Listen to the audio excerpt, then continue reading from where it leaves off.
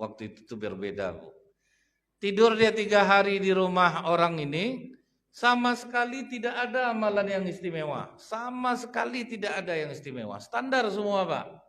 Sholat jamaah pulang, sholat sunat kurang, baca Quran kurang, tahajud malam enggak. Saya bukan mengatakan Bapak berhentilah tahajud, berhentilah baca Quran, tidak Pak. Tapi inilah dahsyatnya. Kenapa orang yang amalannya biasa tapi kata Rasulullah ahli surga. Setelah 3 hari, apa kata Abdullah bin Umar? Sebetulnya aku tidur di rumah kau nih. Aku penasaran. Udah 3 kali kau lewat depan kami. Kata Rasulullah ahli surga. Dan kau pas lewat.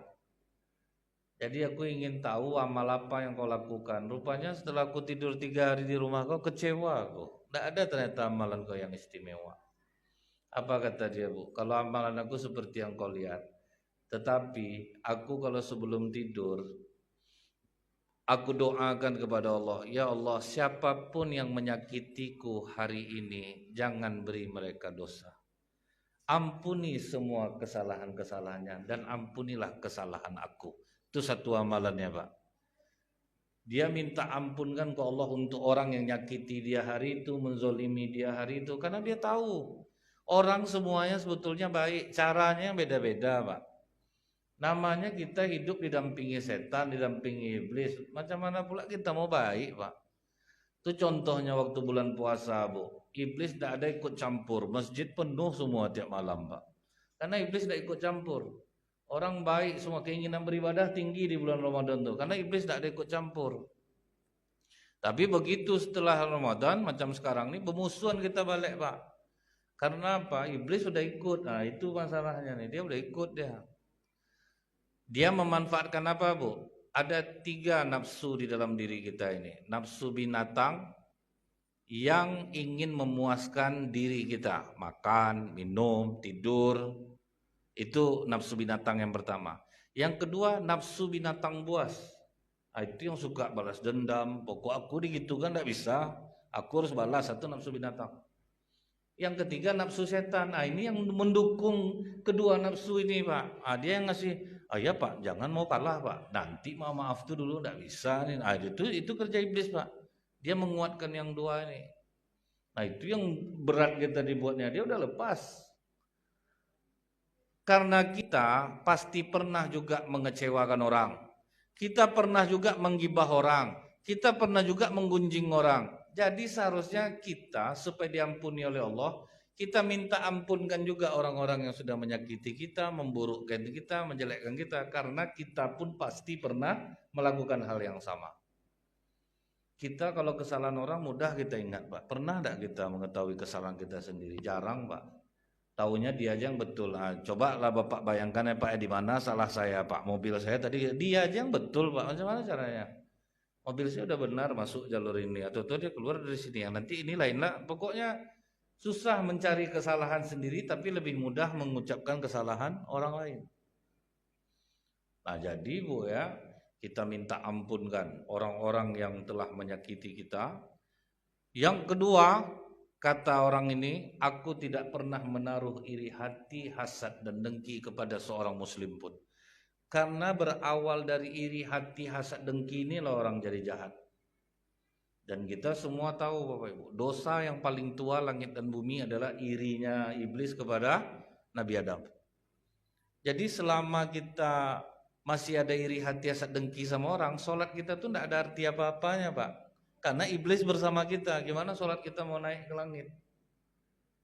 Iblis itu kan sampai, Bu, biarlah sama-sama tidak dapat kita surga nih. Itu kurangnya iblis, Pak.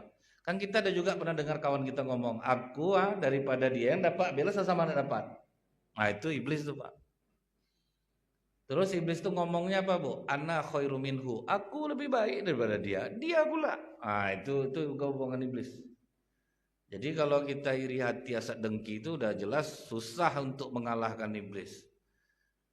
Nah, kalau kita sudah punya sifat seperti ini, Pak, kita pun tahu bahwa kalau sempat terputus hubungan silaturahim, rahmat Allah tidak akan pernah turun kepadaku. Nah, itu dahsyatnya, Pak. Rasulullah sedang duduk di padang Arafah. Apa kata Rasulullah? Jangan ada yang duduk bersamaku orang yang terputus hubungan silaturahim. Langsung tiba-tiba satu orang tegak keluar dia langsung, Pak. Jadi para sahabat tuh Bu, enggak ada bertanya ngapa gitu, enggak ada Pak, langsung. Kalau kita kan, dia apa masalahnya, apa harus gitu, enggak, orang tuh enggak nanya di awal, lakukan dulu. Kalau kita kan banyak cari dalih, bukan dalil yang kita cari Pak, dalih. Dia langsung keluar, sudah agak lama baru pulang balik Pak, baru duduk dia balik. Ditanya Rasulullah, kau keluar kemana kau tadi? Begitu kau katakan, jangan duduk bersamamu orang yang terputus hubungan silaturahim, aku sama saudaraku sedang tidak baik ya Rasulullah. Makanya aku langsung tadi pergi ke rumahnya. Dia pun heran nengok aku datang, apa kau datang? Barusan Rasulullah ngomong jangan duduk bersamanya orang terputus hubungan silaturahim. Makanya aku kemari. Terkejut saudaraku ya Rasulullah. Langsung dia berdoa kepada Allah, memintakan ampun kepada Allah untukku. Aku pun memohonkan ampun kepadanya untuknya, pada Allah untuknya.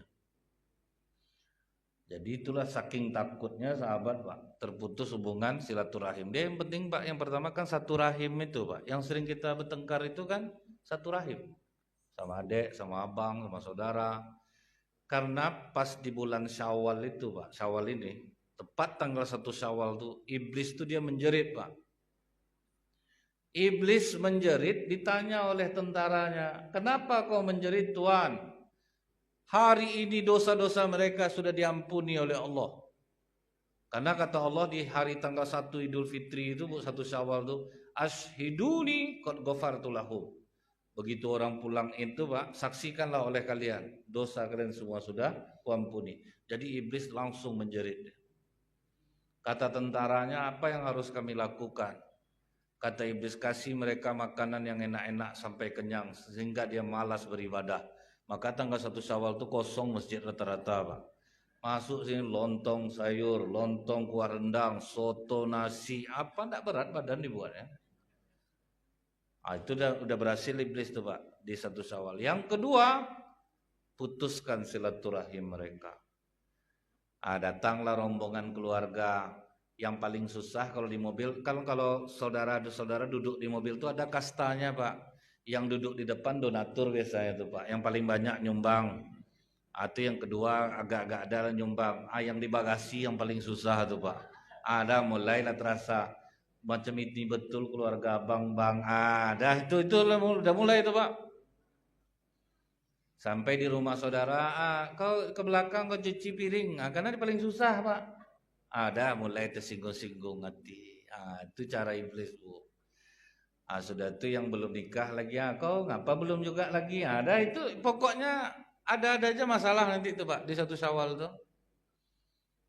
Tetangga kita sedang nerima keluarganya, datanglah rombongan masyarakat ke rumahnya, kurang diacuhkan. Lainlah gayanya ya Kak ya, lainlah sombongnya. Padahal akrab sama aku tuh Kak. Orang sedang sibuk Pak. Akhirnya mulai bermusuh-musuhan. Dan ini iblis cukup berhasil. Dia tahu dia terputus hubungan silaturahim, rahmat Allah tidak turun. Sholat betul dia, mereka tidak akan mendapatkan rahmat Allah. Jadi ditanya oleh sahabat tadi ke Rasulullah, memangnya kenapa ya Rasulullah? Kenapa kau larang orang yang duduk bersamamu, orang yang terputus hubungan silaturahim? Karena rahmat Allah tidak akan turun kepada suatu kaum bila mana ada di antara mereka yang terputus hubungan silaturahim. Rahmat Allah itu apa Bu? Petunjuk, pertolongan, kemudian kemudahan hidup, kenikmatan. Jadi rahmat Allah itu Pak, sesuatu yang kita dapat tanpa harus bersusah payah untuk beramal. Orang ada amalkan zikir ini 1000 kali dapat ini. Kalau rahmat Allah itu jaga aja hubungan silaturahim, jangan terkecil-kecil hati sama orang Pak. Aman lah tuh. Turunlah rahmat Allah itu Pak. Kita ambil contoh Bu, pernah yang menjadi direktur Citibank Indonesia, anak tamat SMA, office boy di Citibank. Itu Pak, itu gempar dulu dunia perbankan. Kok bisa dia seperti itu? Dia kerja office boy, pulang jam 5 sore dia tidak pulang, dia nampak dia orang lembur, ditanyanya Pak ajarkan saya biar saya bantu. Itulah Pak, dibantunya orang. Sampai ada sebagian bilang, alah kau angkek-angkek telur lah kata orang kan, saya cari muka lah, apalah, tidak peduli dia Bu, macam-macam hinaan orang. Kau percuma, kau tahu betul kau tetap office boy, sampai udah dipatah-patahkan orang dia di situ Pak. Tapi dia tidak pernah putus asa Bu, siapapun yang lembur dia bantu, siapapun yang lembur dia bantu. Sampailah Bu, ejekan-ejekan orang di kantor itu tuh sudah menuju puncaknya pas ada orang akan diutus ke Belanda untuk sekolah perbankan. Semua pesertanya S2 di Citibank itu Pak. Adalah satu yang hari inilah kau harus membuktikan. Kau mau ikut enggak, kata pimpinan cabang kau. Macam mana bisa Pak, saya tamat SMA. Kau mau ikut? Cobalah. Rupanya secara otodidak ilmu pengetahuan perbankan itu sudah di kepalanya semua Pak. Karena dia nolong orang terus. Pas diuji ranking 1 Pak, mengalahkan seluruh S2 yang ikut. Gimana? Dia memang juara. Dialah yang diutus ke Belanda. Jadi kalau Bapak searching di Google, office boy menjadi direktur Citibank, keluar apa yang saya ceritakan ya.